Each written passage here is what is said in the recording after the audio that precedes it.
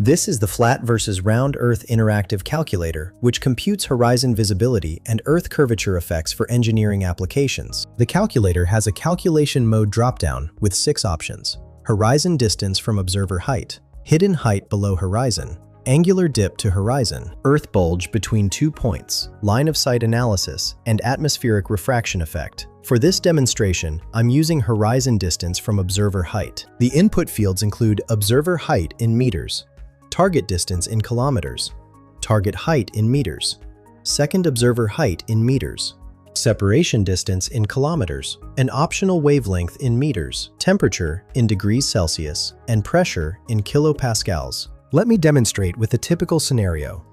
I'll enter an observer height of 1.7 meters, representing someone standing at sea level. For target distance, I'll use 10 kilometers, and for target height, 100 meters, which might represent a tall building or radio tower. After clicking Calculate, the results show the theoretical horizon distance based on Earth's curvature, the amount of the target that would be hidden below the horizon, and whether line of sight visibility exists between the observer and target positions. Find the link in the description below.